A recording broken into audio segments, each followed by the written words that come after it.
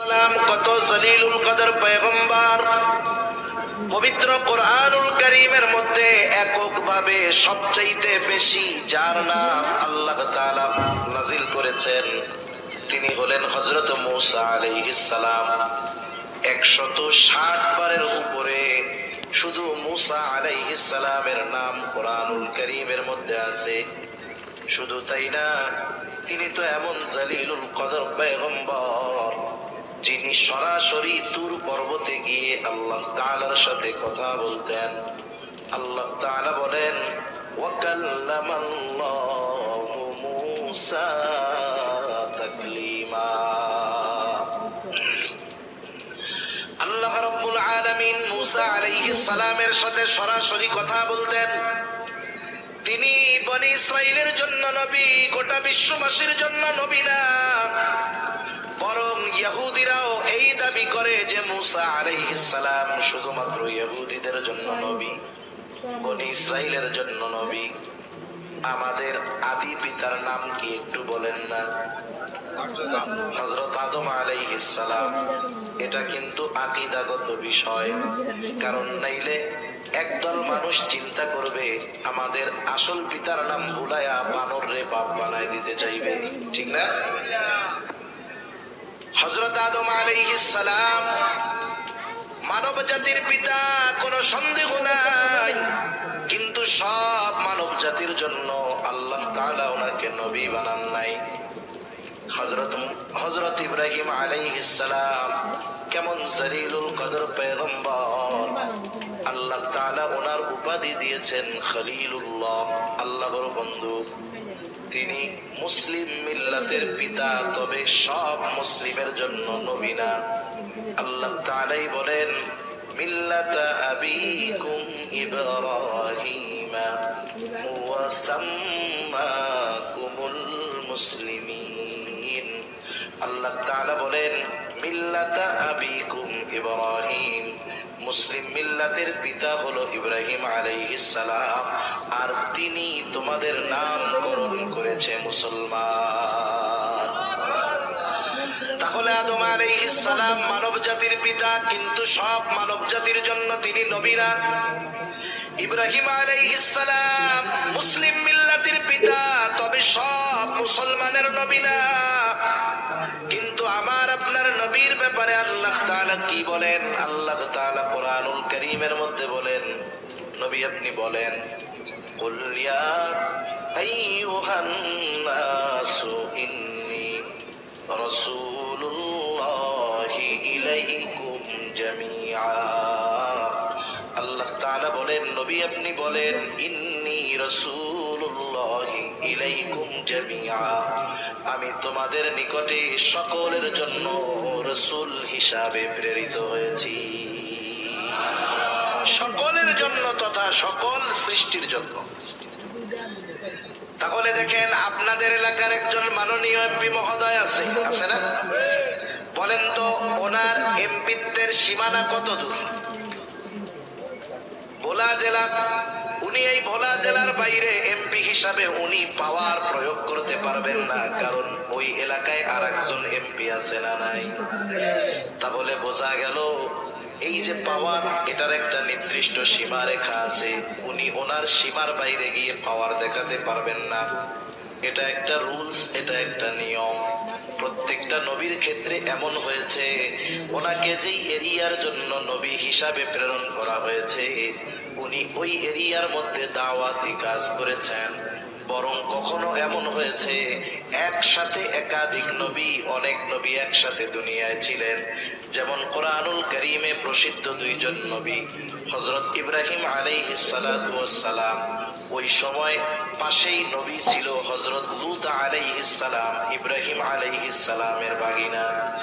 মূসা হারুন আলাইহিস সালাম দুই ভাই একসাথে নবুয়ত পেয়েছেন, দুইজনই নবী ছিলেন।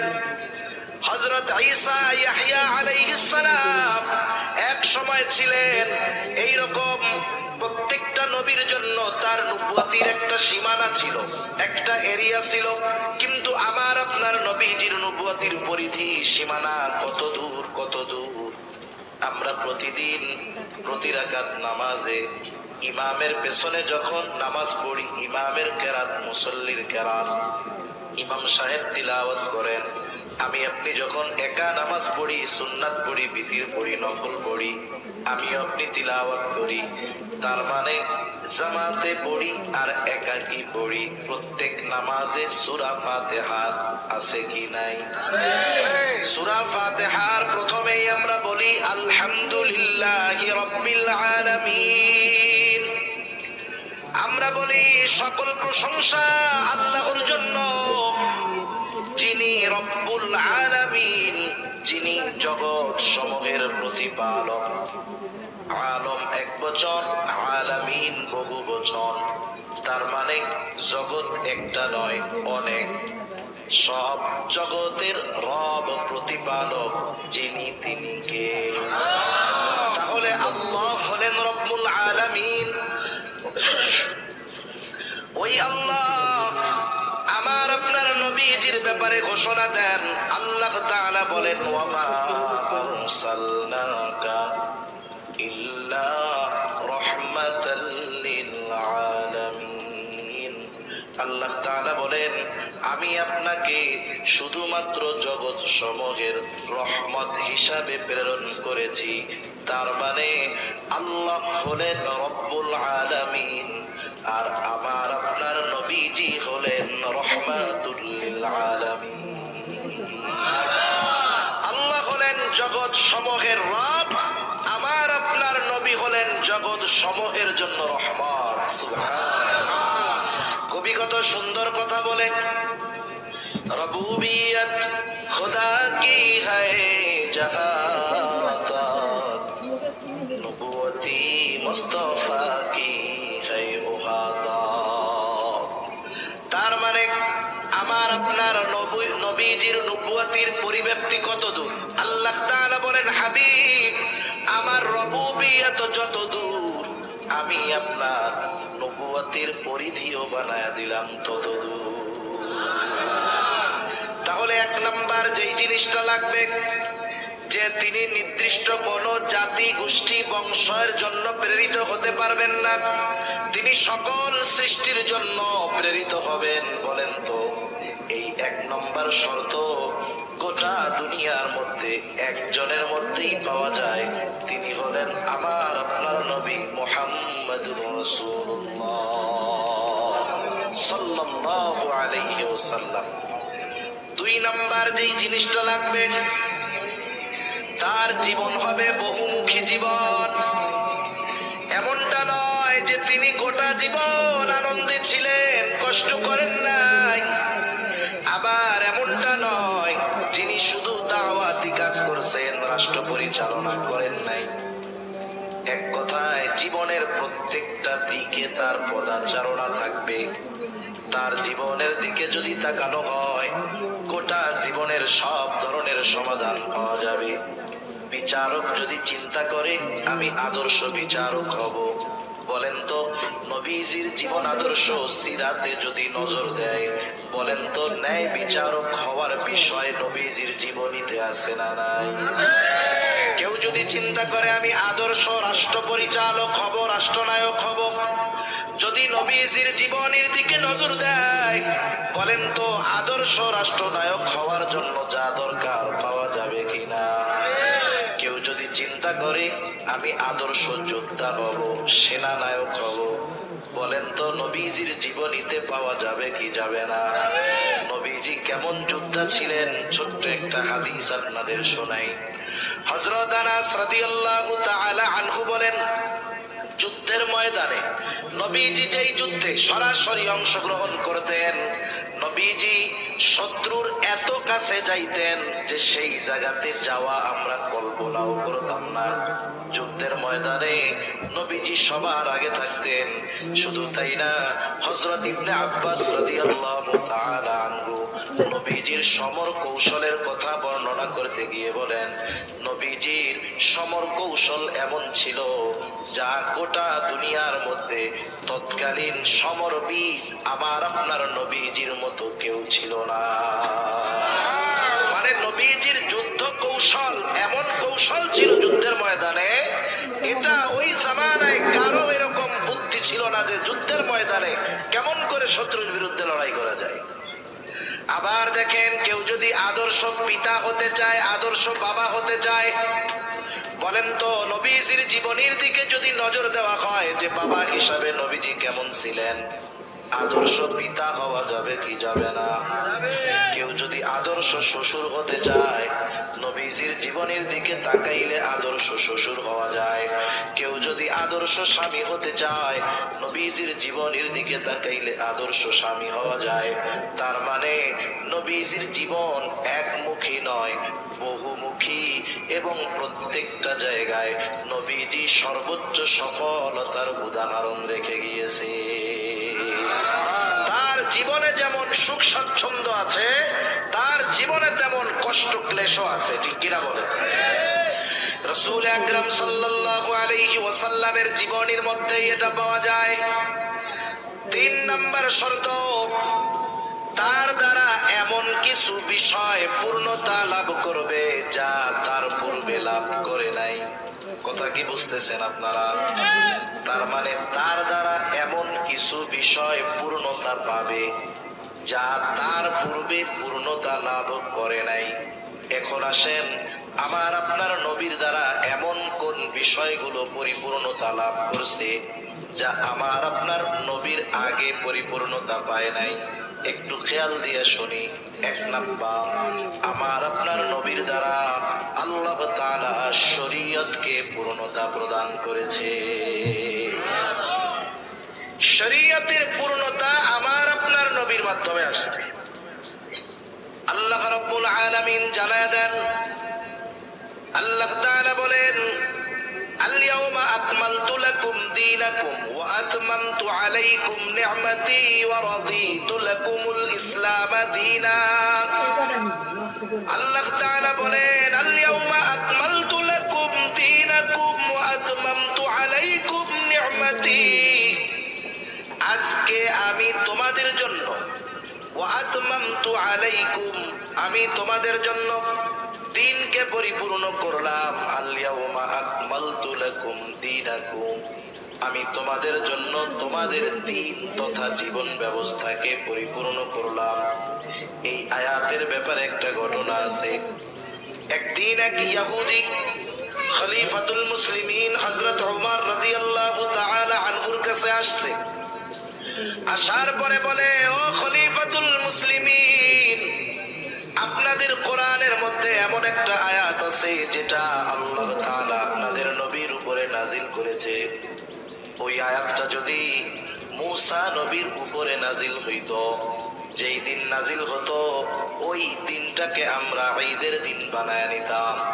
এইবার হযরত ওমর রাদিয়াল্লাহু তাআলা আনহু প্রশ্ন করলেন, কোন সেই আয়াত যেটা মূসা নবীর উপরে নাজিল হলে ঈদের দিন বানায় নিতা? তিনি এবার বললেন, ওই আয়াতটা আল-ইয়াওমা আকমালতু লাকুম দীনাকুম, এই আয়াতটা। তাহলে আল্লাহ তাআলা এই আয়াতের মধ্যে জানায় দিলেন, আল-ইয়াওমা আকমালতু লাকুম দীনাকুম, আমি তোমাদের জন্য তোমাদের দ্বীন তথা জীবন ব্যবস্থাকে পরিপূর্ণ করলাম। শুধু তাই না, আল্লাহ তাআলা বলেন, ওয়া রাদিতু লাকুমুল ইসলাম দীনা, এবং ইসলামকে আমি তোমাদের জন্য দ্বীন হিসাবে সুপ্রতিষ্ঠিত করলাম। এটা আল্লাহ তাআলার মনোনীত পূর্ণাঙ্গ এক জীবন ব্যবস্থা, যেটার নাম হলো ইসলাম। আর এই ইসলাম, এই দ্বীন এমন এক জীবন ব্যবস্থা, দুনিয়ার প্রত্যেকটা ক্ষেত্রে আমাকে আপনাকে যেই জীবন ব্যবস্থা সমাধান দিতে পারে সেটার নাম ইসলাম। আর এর পূর্ণাঙ্গতা আল্লাহ তাআলা আমার আপনার নবীজির মাধ্যমে দিয়েছে। ইসলাম এমন এক জীবন ব্যবস্থা, দুনিয়ার এমন কোন বিষয় নাই যেটা ইসলাম সমাধান দিতে পারে না। সুবহানাল্লাহ বলেন। সব কিছুর সমাধান ইসলামের মধ্যে আছে, শুধু আমাদের মেনে নেওয়ার মন মানসিকতা দরকার। তাহলে 1 নাম্বার পূর্ণতা লাভ করেছে শরীয়ত জীবন ব্যবস্থা। 2 নাম্বার, আল্লাহ তাআলা পাশাপাশি বলেন, ওয়া আতমামতু আলাইকুম নি'মাতি, আমি আমার নেয়ামত তোমাদের জন্য পরিপূর্ণ করলাম।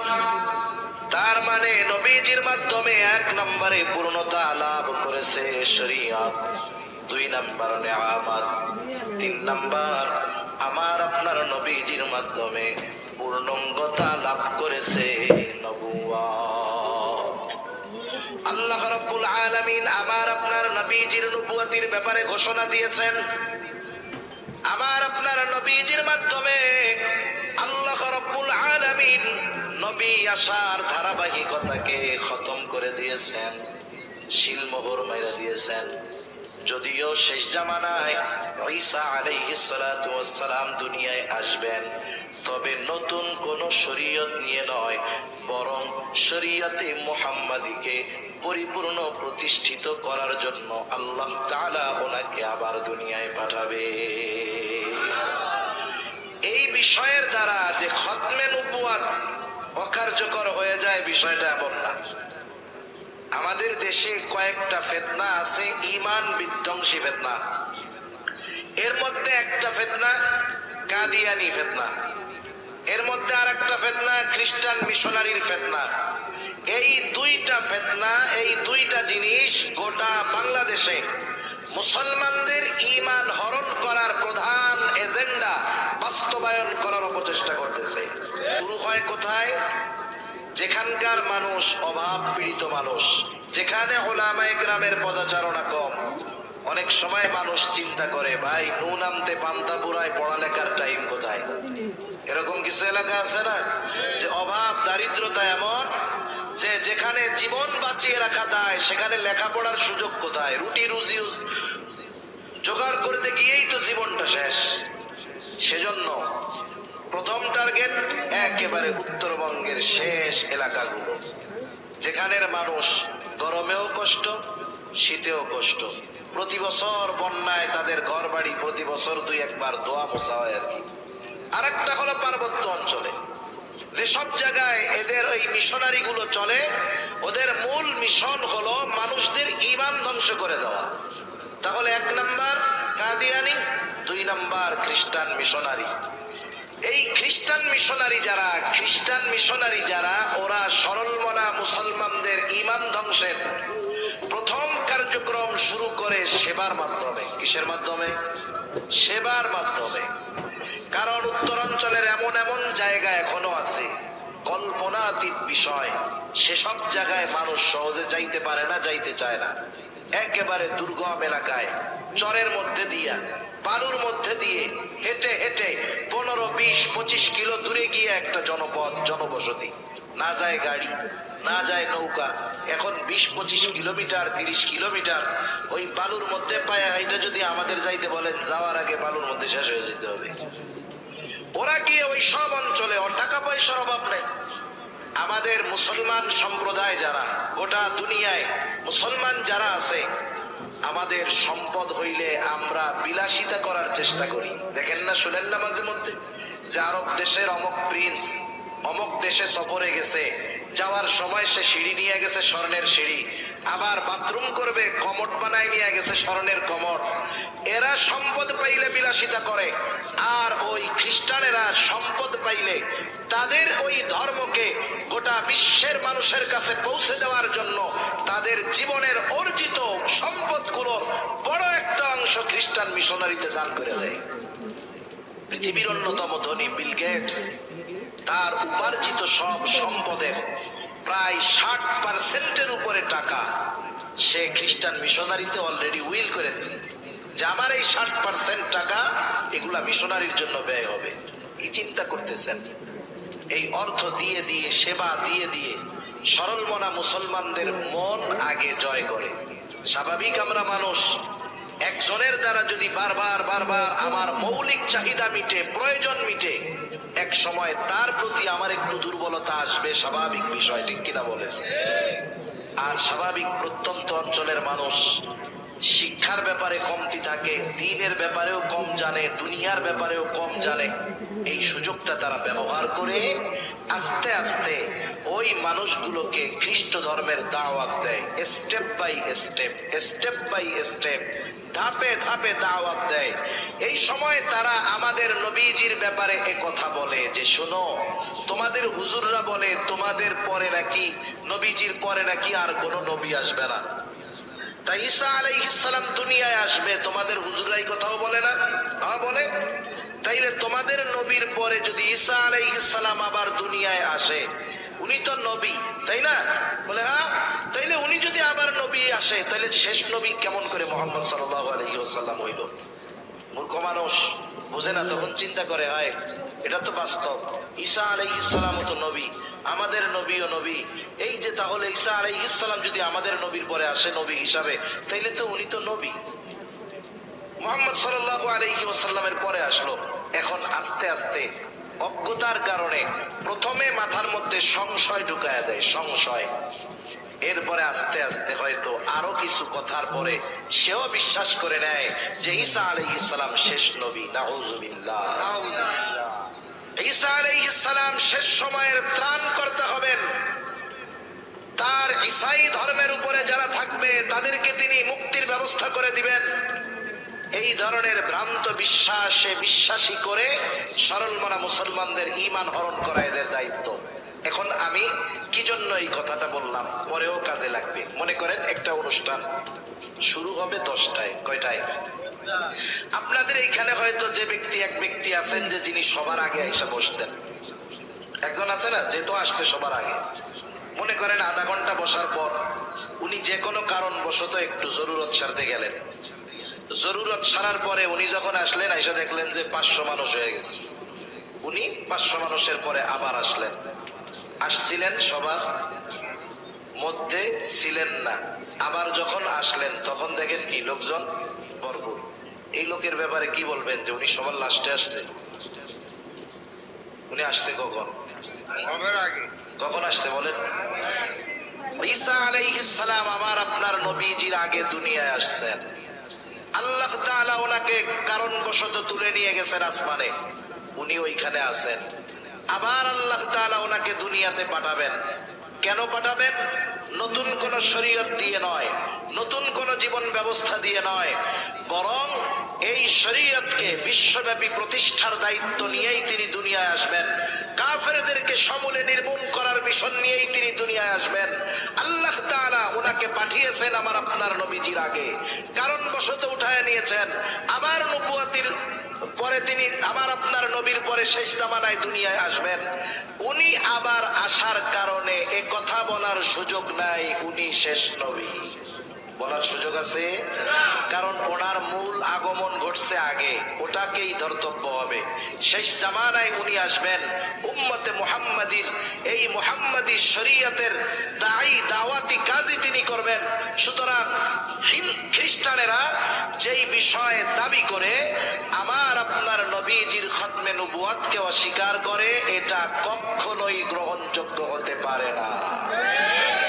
এখন খ্রিস্টানরা করে করুক, সেটা এক বিষয়।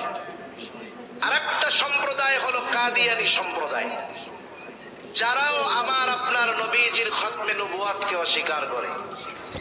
কাদিয়ানী গোলাম আহমদ কাদিয়ানীর একটা বক্তব্য এরকম, খতমে নবুয়ত দ্বারা উনি বোঝাতে চাচ্ছেন যে এতকাল আল্লাহ তাআলার নবী পাঠানোর দায়িত্ব শেষ হইছে আমার আপনার নবীর দ্বারা। এখন আমার আপনার নবী যদি চায় নবুয়ত বন্টন করতে পারবে। নাউযুবিল্লাহ বলেন। তার দাবি ওই মুহাম্মদ সাল্লাল্লাহু আলাইহি ওয়াসাল্লামের বন্টনকৃত নবী যারা, তাদের মধ্যে একজন হলো গোলাম আহমদ কাদিয়ানী। নাউযুবিল্লাহ বলেন।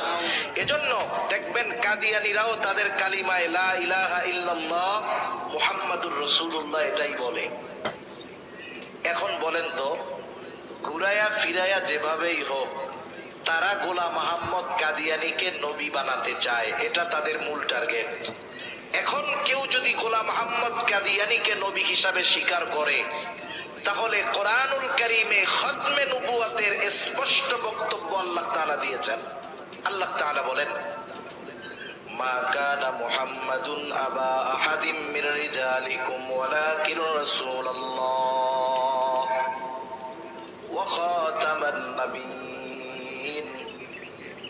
আল্লাহ রাব্বুল আলামিন বলেন, মা কানা মুহাম্মাদুন আবা আহাদিম মির রিজালিকুম ওয়ালাকিন রাসূলুল্লাহি ওয়া খাতামান নাবিয়্যিন।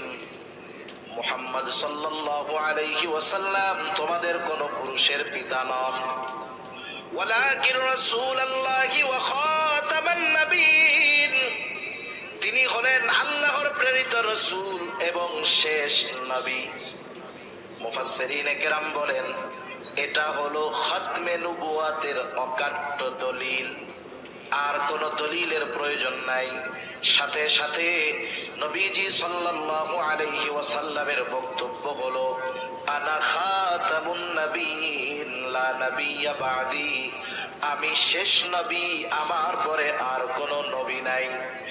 এখন একটা মানুষ বেঈমান হওয়ার জন্য গোটা কোরআনুল কারীমকে অবিশ্বাস করা লাগবে না, কোরআনুল কারীমের একটা পারাকে অবিশ্বাস করা লাগবে না, কোরআনুল কারীমের একটা সূরাকে অস্বীকার করা লাগবে না, কোরআনুল কারীমের একটা রুকুকে অস্বীকার করা লাগবে না, কোরআনুল কারীমের একটা আয়াতকে অস্বীকার করা লাগবে না, কোরআনুল কারীমের একটা শব্দকে অস্বীকার করা লাগবে না। কেউ যদি কোরআনুল কারীমের একটা অক্ষরকে অবিশ্বাস করে, বেঈমান হওয়ার জন্য এটাই যথেষ্ট। কোরআনুল কারীমের মধ্যে অনেকগুলা সূরার শুরুতে একটা একটা অক্ষর আছে। যেমন এক সূরার শুরুতে আছে কফ, আরেক সূরার শুরুতে আছে সাদ, আরেক সূরার শুরুতে আছে নুন, একটা একটা অক্ষর। এখন যদি গোটা দুনিয়ার মুফাসসিরদেরকে জিজ্ঞাসা করা হয়, বলেন তো নুন শব্দের অর্থ কি, কফ শব্দের অর্থ কি, সাদ শব্দের অর্থ কি, গোটা দুনিয়ার মুফাসসিরিনে কেরাম এই বিষয়টাতে একমত, একই বক্তব্য। তারা সকলেই বলেন আল্লাহু আ'লামু বিমুরাদিহি, এই নুন দ্বারা, সাদ দ্বারা, কফ দ্বারা উদ্দেশ্য কি সেটা যিনি জানেন তিনি কে। এখন যদি কেউ বলে যে এই শব্দের উদ্দেশ্য জানা যায় না, অর্থ জানা যায় না, যার অক্ষর, যেই অক্ষরের অর্থ জানা নাই, যেই অক্ষরের উদ্দেশ্য জানা নাই, এই অক্ষরটা মানি না, বলেন তো ওই একটা অক্ষর নুন যদি অস্বীকার করে তাহলে তার ঈমান থাকবে নাকি যাবে? তাহলে যারা গোটা কোরআনুল কারীমে স্পষ্ট আল্লাহ তাআলার বক্তব্য খতমে নবুয়ত সম্পর্কে যে আমার আপনার নবীর পরে আর কোন নবী নাই, এই বক্তব্যকে যারা অস্বীকার করে কোনো সন্দেহ নাই এরা কাফের, কোনো সন্দেহ নাই। এখন প্রশ্ন হতে পারে, হুজুর দলিলের আলোকে বুঝলাম এরা কাফের, যে কাফের সে কাফের, লাল তো লাল, কালো তো কালা, সাদা তো সাদা, এর জন্য আবার আপনার সরকারের কাছে কেন আপনারা দাবি করেন যে রাষ্ট্রীয়ভাবে কাফের ঘোষণা করতে হবে? প্রশ্নের জবাব অনেক মানুষ কিন্তু বোঝে না। অনেক মুসলমান নামাজি তারাও এই বিষয়টা উত্থাপন করে বসে, বলে হুজুর ওরা তো কাফের আমরা জানি, তবে আবার রাষ্ট্রীয়ভাবে ঘোষণা দেওয়ানোর দরকার কি? এর জন্য আপনারা আন্দোলন করেন, রক্ত দেন, চিল্লাচিল্লি করেন, কারণটা কি? তাদেরও এই প্রশ্নের জবাবে একথা বলা যায় যে শোনেন, বিষয়টা তো এইরকম, নাগরিক হিসাবে প্রত্যেকটা মানুষ রাষ্ট্রীয় সুযোগ সুবিধা ভোগ করবে, আমাদের কোনো বাধা নাই। আমাদের বাংলাদেশে অন্যান্য ধর্মের লোক ধর্মীয় পরিচয় নিয়ে বসবাস করে, আছে না নাই? হিন্দু ভাইরা বসবাস করতেছে, রাষ্ট্রীয় সুযোগ সুবিধা ভোগ করতেছে। আমরা কোনোদিন বলি নাই হিন্দুদের এই এই সুবিধা দেওয়া যাবে না, বলছি নাকি? খ্রিস্টানদের দেওয়া যাবে না বলেছি নাকি? বৌদ্ধদের দেওয়া যাবে না বলছি নাকি? তাইলে কাদিয়ানীদের ব্যাপারে এত কঠোর কেন? ইউসুফ লুধিয়ানী রহমাতুল্লাহি আলাইহি এই কাদিয়ানীদের ব্যাপারে বলেন, সাধারণ কাফের আর কাদিয়ানী কাফের এই দুইটা কিন্তু এক ধরনের নয়। সাধারণ কাফের পরিচয় নিয়েই তারা কাফের, আর ওই কাফের কাদিয়ানী কাফের তারা তাদের পরিচয় গোপন করে কাফের। এরা আরেকটু জঘন্য, আরেকটু জঘন্য কি? এরা এদের পরিচয়কে প্রকাশ করে কুফুরিকে ইসলামের আলোতে আলোকিত করতে চায়। ওরা ওদের কুফুরিটাকে ইসলাম হিসাবে প্রতিষ্ঠিত করতে চায়। এই দৃষ্টিকোণ থেকে উনি কাফের তিন ধরনের হতে পারে বলে বলেছেন। এক নাম্বার কাফের, যে নিজের কুফুরি প্রকাশ্যভাবে স্বীকার করে। যেমন একজন হিন্দু, বৌদ্ধ, খ্রিস্টান আমাদের ধর্মীয় আলোকে তারা কাফের, ঠিক কিনা বলেন? আরেক দল হলো কুফরি গোপন করে, এরা হলো মুনাফিক। কুফরি গোপন করে ইসলামকে দেখায় যে আমি মুসলমান, নামাজি, এরা মুনাফিক। আরেক দল, এরা কুফরি গোপন করে ওই কুফরিকে ইসলাম হিসাবে প্রতিষ্ঠিত করতে চায়। এই তৃতীয় অবস্থা হলো কাদিয়ানীদের। এই জন্য এরা সাধারণ কাফের এবং মুনাফিকদের চাইতে বেশি জঘন্য। এখন প্রশ্ন হলো, আমাদের প্রত্যেকের পরিচয়ের মধ্যে লেখা থাকে দেখবেন, বাপের নাম, দাদার নাম, তারপরে কোন দেশি মানুষ, বাংলাদেশি, ধর্ম কি ইসলাম, আমরা লিখি সুন্নি ব্রাকেট, ঠিক না?